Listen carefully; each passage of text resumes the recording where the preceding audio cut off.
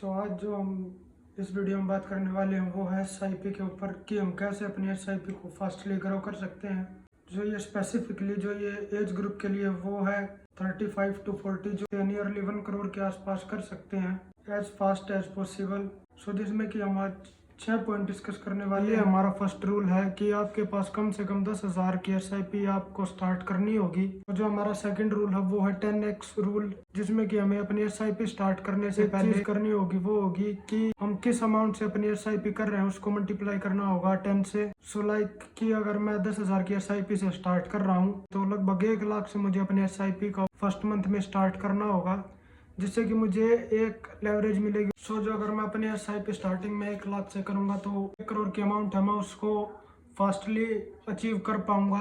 एक 10,000 की एसआईपी करते हैं तो हमें 1 करोड़ तक पहुंचने में कितना टाइम लगेगा। उसके अलावा जो हमारा थर्ड रूल है वो है कि हमें अपने एसआईपी को स्टेप अप के साथ यूज करना होगा। सकते हो कि आप परसेंटेज वाइज बढ़ाना चाहते हो या कि एक आप अमाउंट फिक्स कर देते हो कि मैं हर साल अपनी एसआईपी को इतनी अमाउंट से बढ़ाता रहूंगा। मैं एक अमाउंट फिक्स कर रहा हूँ अभी एग्जांपल के लिए मेरी एसआईपी 10,000 की है और मैं हर साल 500 रुपये बढ़ाता रहूंगा तो मेरी इस साल जो एसआईपी है वो 10,000 की चलती रहेगी। अगले ईयर की एसआईपी होगी वो होगी 10,500, उससे अगले ईयर की होगी वो होगी 11,000। और मुझे आपको इसमें ये चीज़ें बताने की ज़रूरत नहीं है कि आपको सेविंग करनी है या कुछ और करना, क्योंकि मुझे लग रहा है कि जो इंसान अब 35 या 40 की एज का होगा उसको लगभग 10 से 12 साल हो चुके होंगे अपनी जॉब को करते हुए, उसके पास एक अच्छी खासी सेविंग हो चुकी होगी मेरे हिसाब से, मुझे ऐसा लगता है। तो जो हमारा फोर्थ रूल है वो है 6 मंथ रूल कि हम कोशिश करेंगे, और जो कि मैं पर्सनली करता हूँ, कि मैं हर 6 महीने के अंदर जो मेरी एसआईपी होती है उसके अलावा मैं एक अमाउंट उसके अंदर डालता हूँ, जिससे कि मैं अपनी एसआईपी को थोड़ा सा और फास्ट कर सकता हूँ, अपनी एसआईपी को बढ़ा सकूँ।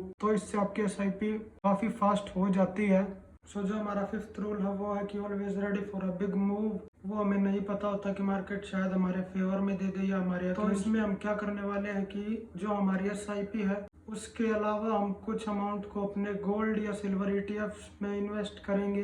तो जो मेरे गोल्ड ईटीएफ्स हैं वो ज्यादा ब्रेक डाउन नहीं हो पाए। गोल्ड कोशिश करता है कि वो ऊपर जाए या वो उतना ना गिरे जितना कि मार्केट गिर चुका है। सो जो हमारा लास्ट और जो हमारा सिक्स्थ रूल है वो है, स्टार्टिंग में लोग क्या करते हैं कि वो 5 म्यूचुअल फंड चूज कर लेते हैं और उनमें 2-2 हजार की एसआईपी करने लग जाते हैं, जिसमें कि आपकी एसआईपी अमाउंट नहीं बढ़ पाएगी, क्योंकि उसके अंदर हम मिनिमम मान के चल रहे हैं कि हर एक म्यूचुअल फंड में 1% का एक्सपेंस रेशियो लगता है। एक्सपेंस रेशियो में क्या होता है कि म्यूचुअल फंड हर साल आपको जितना रिटर्न देगा उससे 1% वो आपसे लेगा एज अ फी या चार्ज, क्योंकि उसने आपकी मनी को मैनेज किया है। सो कोशिश करें कि आप एक ही म्यूचुअल फंड को स्टार्ट करें, क्योंकि आपकी अमाउंट इतनी ज्यादा बड़ी नहीं है, आप 3 या 4 म्यूचुअल फंड को हैंडल कर सकते हैं। मेरे हिसाब से एक म्यूचुअल फंड काफी होता है, जिसमें कि आप थोड़ी सी रिसर्च कर लेंगे या देख लेंगे तो वो आपके लिए ज्यादा फायदेमंद रहेगा, क्योंकि आपको ज्यादा सोचने की जरूरत नहीं है। जब मार्केट में थोड़ी सी डिप होगी या मार्केट थोड़ा सा करेक्शन होगा तो आप अपने पैसे को जितनी जल्दी हो सकता है उतनी जल्दी इन्वेस्ट कर पाएंगे। So thank you for watching our video.